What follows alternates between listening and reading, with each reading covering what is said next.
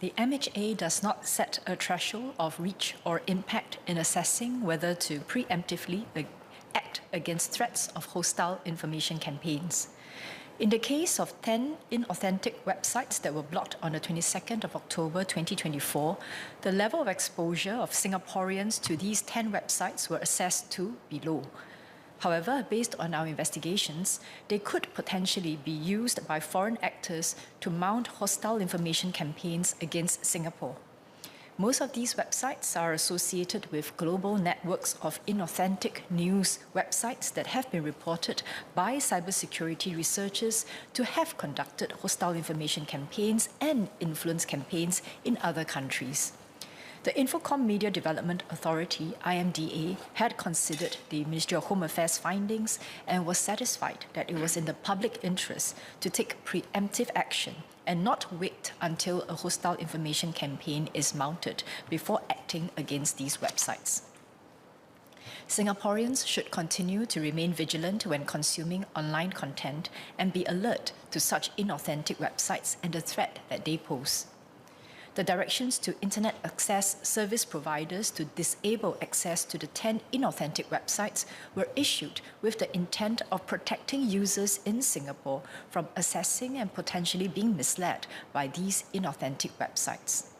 However, if individuals choose to circumvent these protections and use VPN or other means to access dubious content, they do so at their own risk. We cannot protect people who deliberately avoid the protection.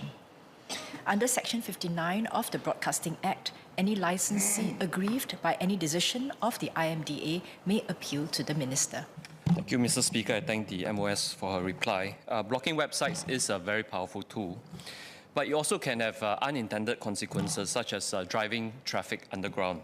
So how will the Ministry monitor this and deal with these unintended consequences? And are there complementary strategies to address misinformation besides blocking websites? Thank you.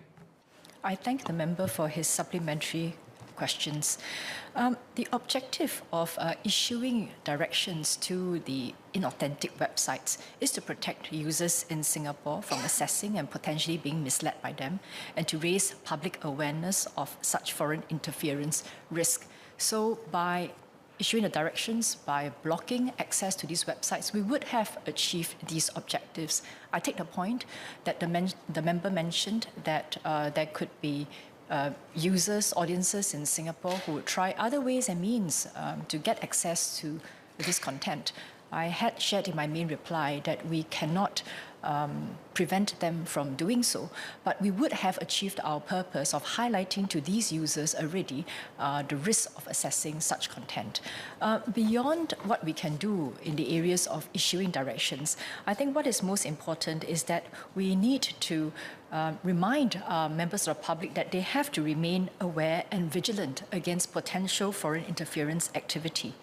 The government has conducted public education efforts and communication campaigns. We'll continue to do so.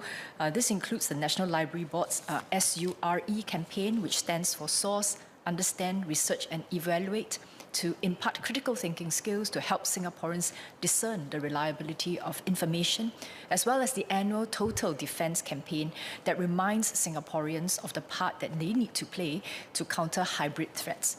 Lastly, the media also plays an important role by increasing the audience's awareness of the threat of foreign interference.